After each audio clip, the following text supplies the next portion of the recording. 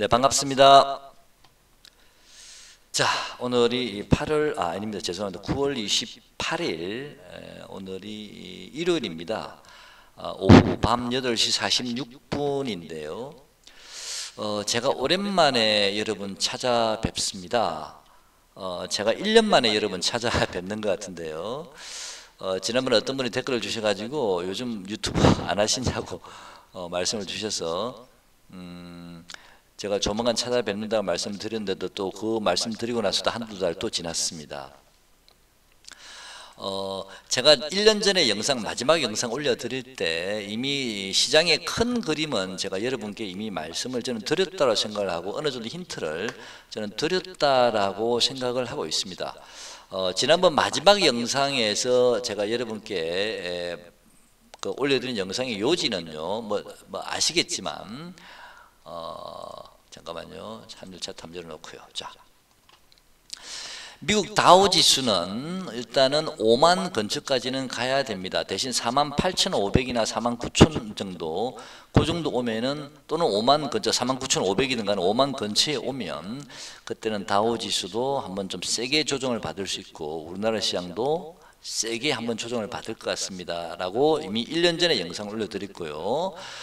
그때는 우리나라가 조정 기간이 한두 달이 아니라 적어도 최소한 3개월 정도 이상은 조정을 받을 수 있다. 다우가 5만 근처에 왔을 때는 그 말씀을 제가 지난번 마지막 영상에서 올려드렸습니다. 그리고 다우의 최종 목표는 5만이 아니고 6만 3천 정도가 저는 최종 목표가라고 말씀을 드렸습니다. 그때까지는 다우는 계속 중간중간, 물론 시간은 많이 걸리게, 저게 하루 이틀 되는 건 아니니까요. 2년 걸리지 3년 걸리지 4년 걸리지 5년 걸리지 저는 잘 모릅니다만은 다우 시장의 그 어떤 역동성은 결국은 6만 3천까지도 갈 수 있다. 나스닥도 마찬가지고 그렇게 보고 있거든요. 그렇다는 얘기는 우리나라 시장도 결국에는 그게 따라갈 수밖에 없다라고 제가 말씀을 드렸습니다.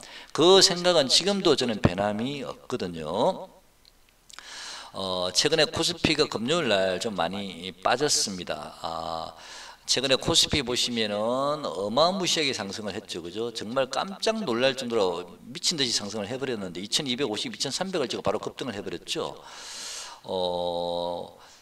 이 코스피가 단기간에 너무 많이 급등을 했기 때문에 이 주봉을 보시면요. 이게 사실은 굉장히 많이 벌어져 있습니다. 이게 축소 과정이 있어야 되겠죠. 그죠? 물론 여기 횡보했던 자를 깨고 내려올 거라 저는 생각하지는 않습니다만은 그래도 이 장기나 중기 이평들이 올라올 때까지는 어느 정도 시간을 좀 벌어줘야 되지 않을까. 최소한 에너지가 워낙 강하기 때문에 그런 생각은 하고 있습니다. 자, 그래서 이번에 조정을 받는 요 구간에서 그동안에 코스피가 어마무시하게 상승하는 동안에 만약에 재미를 많이 못 보신 분이 계시다면 이번 기회를 절대 놓치지 않으셨으면 좋겠습니다. 또 이번에 상승 구간에서 느끼셨겠지만은 주도 섹터를 타질 못하면 결국에 나는 소외될 수밖에 없고 마음이 급해지다 보니까 막 추격 매수하게 되는 경우도 있거든요. 그래서 이번에는 꼭 주격 테마에, 주격 섹터에 그러니까 주도 섹터에 잘 참여를 하셔서 좀 큰 수익 내셨으면 좋겠습니다. 미리 내가 어떤 걸 머릿속에 고정시켜 이 친구가 갈 거야. 이 친구는 갈 수밖에 없어라고 미리 내 머릿속에 고정시키지 마시고요. 이번에 시장의 바닥을 잡고 돌릴 때 어떤 섹터가 가장 먼저 움직이고 가장 강하게 움직이는지 그리고 기간의 수급이 어느 섹터에 달라붙는지를 잘 보셔야 됩니다. 그 섹터가 주도 섹터입니다. 비록 조금 바닥점의 기준에 조금 높은 가격이라고 하더라도 길게 보면은 큰 수익이 날 수가 있는 구간이니까 그 섹터를 잘 기억을 하시고요. 그러려면 어느 정도 현금을 좀 가지고 계시거나 또는 내가 주도 섹터로 갈아타야 될 어떤 종목들을 언제든지 내가 약간의 손실이라면 처분하고 바로 돌릴 수 있는, 갈아탈 수 있는 그런 정도의 준비가 되어 있어야 됩니다. 내 거 지금 손실이 40%, 50%인데 주도 섹터, 그럼 어쩔 수 없는 거죠. 그죠? 그러니까 어느 정도 현금을 좀 가지고 계시면 더 좋겠죠. 그래서 이번에는 주도 섹터에 꼭 갈아타시기 바랍니다. 위에 차트가 한율 차트고요. 밑에 차트가 코스피 차트인데요. 이건 일봉입니다. 일단 제가 여러분 보기 좋게 주봉을 한번 보겠습니다. 일봉부터 볼까요? 자, 일봉을 보시면 좀 좁혀 보겠습니다. 이게 환율 차트거든요. 이게 코스피 차트고요. 환율 차트는 지속적으로 하락한 이후에 이제 바닥을 잡고 여기서 하나의 파동이 나왔습니다. 그죠? 쭉 양봉이 이어지고요. 그 다음에 조정을 받고 있습니다. 이 조정이 2파 조정인데 이 2파 조정이 굉장히 길게 들어왔습니다. 굉장히 길게 들어오면서도 박스권에서 완전히 갇혀 있었죠. 2파 조정 구간이. 그러는 사이에 이 장기, 중기, 단기 이동평균선이 한 곳에 지금 밀집이 되어 있으면서 이번에 이 박스권을 돌파하는 캔들이 나왔습니다. 자, 이거는 굉장히 저는 의미가 있다라고 보고 있거든요. 자, 그래서 이제 결론적으로 말씀드리면 이제 코스피가 끊겼다, 추세가 끝났다는 게 아닙니다. 그런 뜻은 아니고요. 자, 여기서 하나의 파동을 만들고 1파 상승, 2파 조정 구간에서 박스권을 돌파를 했기 때문에 물론 뭐 월요일 날이나 화요일 정도 좀 눌림목이 좀 들어올 수는 있겠죠. 환율 차트가, 그죠? 눌림목을 들어오더라도 결국에는 환율은 이미 고개를 들었다라고 저는 보고 있거든요. 자, 이걸 이동평균선을 다 돌파를 했기 때문에 시간이 필요할 뿐이지 결국은 환율은 올라간다. 1400 이번에는 제가 보니까 1440원 정도에서 한 1450 정도 요 사이 구간까지 한번 밀고 올라갈 가능성도 좀 있어 보입니다. 그렇게 계산되는 이유는 요 파동의 길이를 최대치로 봤을 때 그렇게 본 거고요. 꼭 제가 말씀드린 게 다 맞는 건 아닙니다. 근데 여러분 참고로만 들으시면 됩니다. 제 생각이니까요. 근데 그렇게 예측한다는 거지 그렇게 안 갈 수도 있는 거 아닙니까? 그죠? 주봉 한번 보시면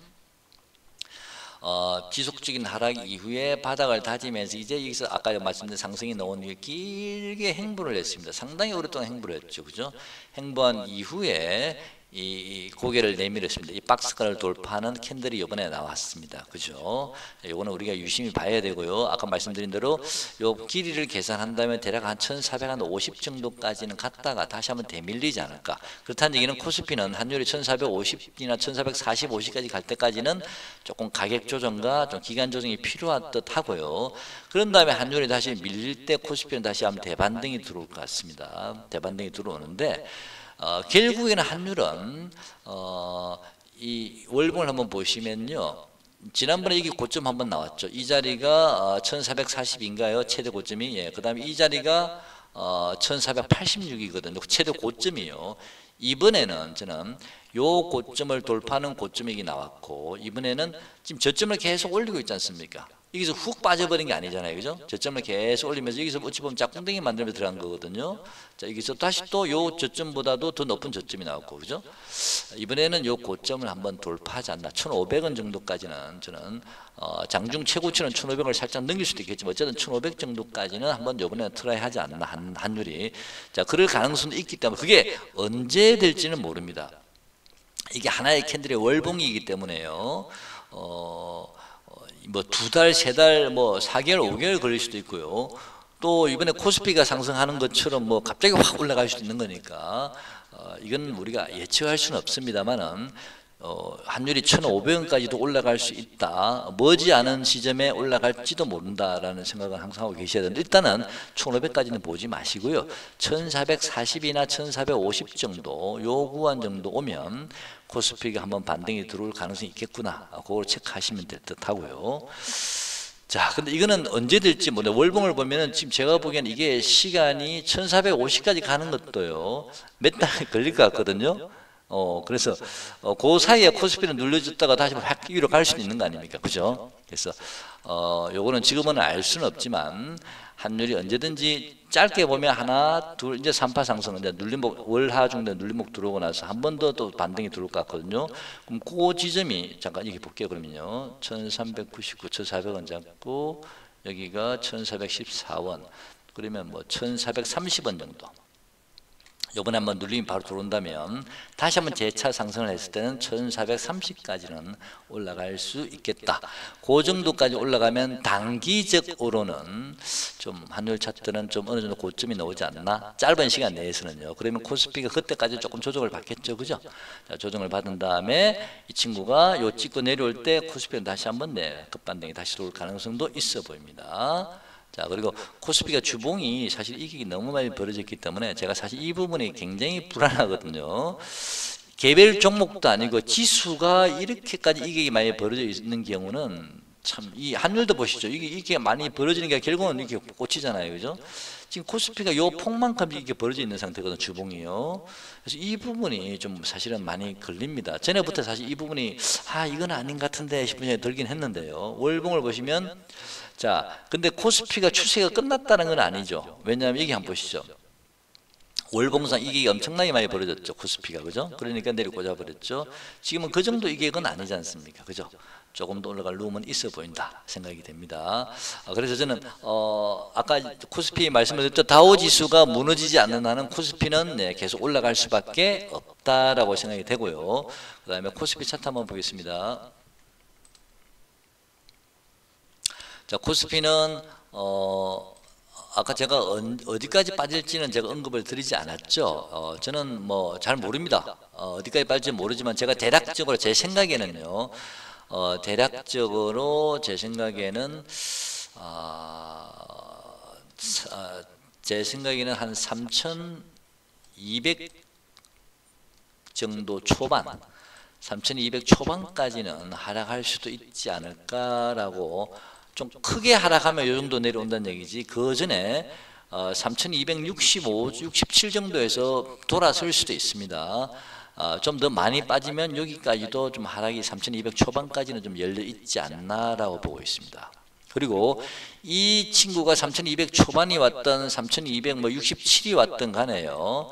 이 친구가 바닥점이 보이려 그러면 제가 항상 지수를 예측을 할 때 코스피나 환율의 차트, 미국 차트 다 같이 보지만 주요 종목의 제가 저점과 고점을 제가 같이 본다라고 말씀을 드렸죠, 그죠? 그래서 예를 들어서 SK 하이닉스 기준으로요. 예를 들어서 SK 하이닉스가 30만 원 근처 오면요, 31만 원이 될지 30만 5천이 될지 31만 5천이 될지 그건 잘 모릅니다만은 SK 하이닉스가 대략 31만 한 5천 원 정도 구간에서는 분할 매수 들어가야 될 듯 하고요. 그 정도 가격 정도 오고 코스피가 만약 이 정도 오면은 이제 그 저점이 얼마 남지 않았구나라고 보시면 됩니다. 그리고 SK 하이닉스로 기준으로 그렇게 보시면 되고요. 또는 제가 보고 있는 주요 종목 중에서 잠깐만요. 주요 종목 중에서 HMM이라는 종목이 있습니다. 이 종목 굉장히 무거운 종목이죠. 자, 이 종목을 제가 사실한 뜻은 아닙니다. 왜냐하면 이 종목은 개인들이 엄청나게 지금 많이 매수에 들어와서 물려있기 때문에 쉽게 올라갈 수 있는 자리는 아니거든요. 근데 이 HMM이라는 종목이 대략 한 1,900원 정도 지금 굉장히 가파르게 하락하고 있죠, 그죠? 맞을지는 모르겠습니다. HMM이 저는 19,000원 정도, 2550원인데 2만원을 결국은 깨지 않을까. 그래서 19,000원 정도 근처, 19,000원 정도 HMM이 만약에 오면 그때는 시장이 거의 바닥이지 않을까 싶고요. 이 HMM이 주도 섹터는 아니었기 때문에 지금 그동안에는요, 그 전에 만약에 다른 주도 섹터들이 움직이게 된다면 그 주도 섹터들이 HMM보다는 먼저 하루나 이틀 먼저 그 애들이 움직일 가능성이 있습니다.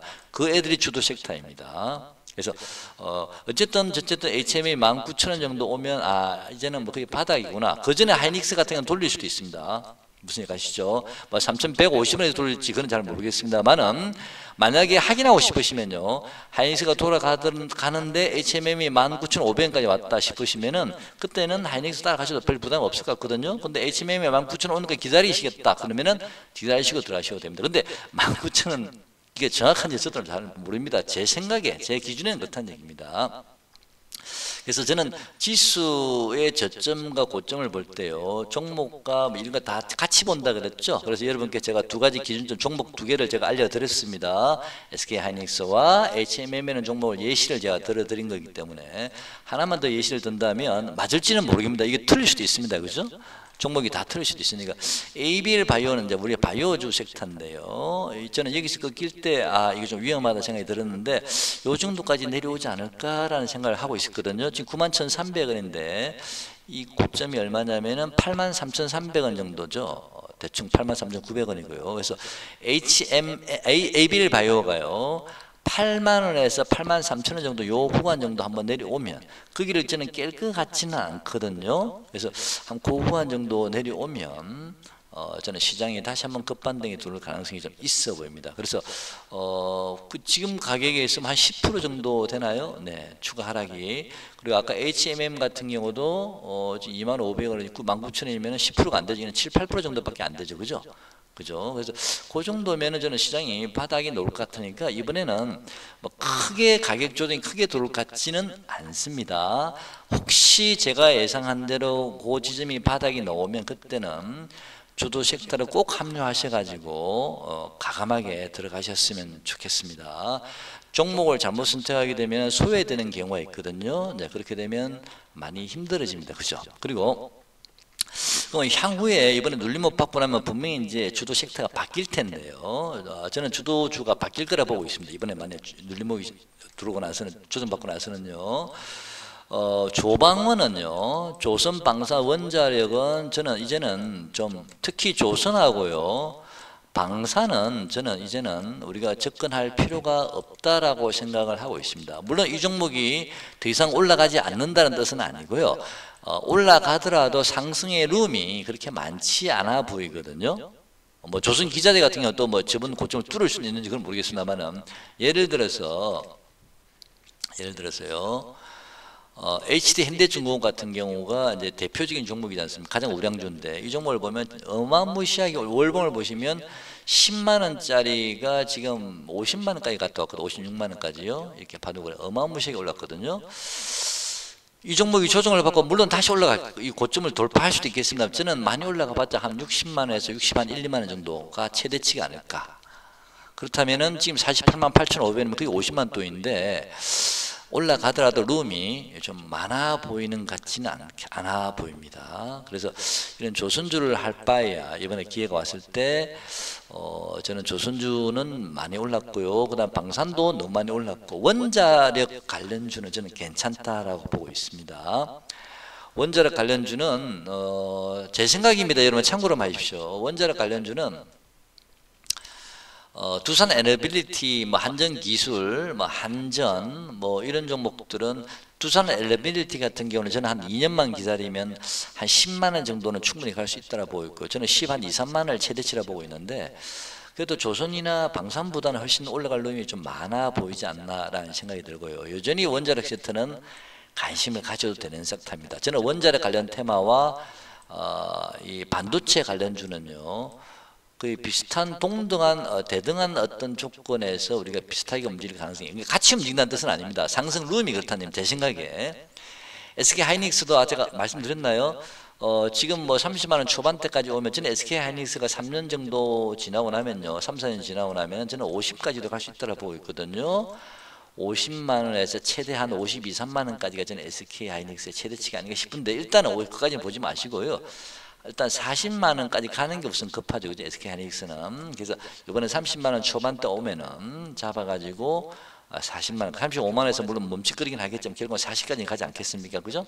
거기 다음에 다시 눌림 받고요. 그럼 35만 원까지 눌림 받고 나서 다시 45만 원, 뭐 눌림 받고 50만 원까지는 SK 하이닉스가 제 생각입니다. 가지 않을까? 이런 생각도 한번 해보고는 있습니다. 그렇다면은 지금 30만 원에서 50이면은 거의 한 7, 80%, 53만 원이면 거의 7, 80% 한 8, 그 되잖아요? 두산 에너빌리티나 거의 상승 룸이 얼마 남지 않았으니까 비슷하지 않나라고 보고 있습니다. 그래서 조방원은 이제는 좀 피하는데 원자력만 빼고는 조선방사는 좀 피하자. 그리고 이번에 만약에 다시 눌림 받고 주식이 다시 상승을 할 때는 주도 섹터는 바뀔 가능성이 많아 보이는데 그 바뀌는 주도 섹터 중에 어떤 게 갈 수 있을 것 같습니까? 여러분 생각에는 현대중공업이 10만 원에서 50만 원까지 올라갔는데 이 정도까지는 이제는 찾기는 어려울 것 같고요. 다스페이스 빼는 큰 우량 주식에서 찾기는 어려울 듯 하고요. 많이 가면 두세 배 정도가 되지 않을까 싶은데 그래도 또 뭐 이렇게 개인적으로 저는요 네카오가 저는 좀 가능성이 일단 있어 보입니다. 네이버나 카카오가 좀 더 가능성이 있어 보이고요. 특히 카카오보다는 네이버가 좀 더 안정적이지 않을까라는 생각이 좀 드는데요. 자, 네이버 월봉 차트 한번 보시죠.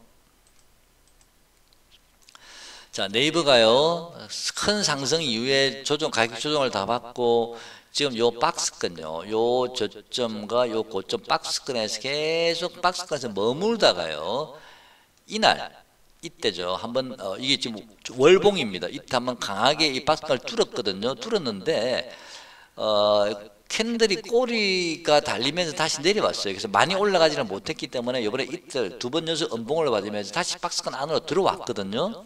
들어왔다가 이번에 다시 한번 이 음봉의 캔들 2개를 먹어버리는 강한 양봉이 떴거든. 저는 이 양봉은 굉장히 의미가 있다라고 보고 있고요.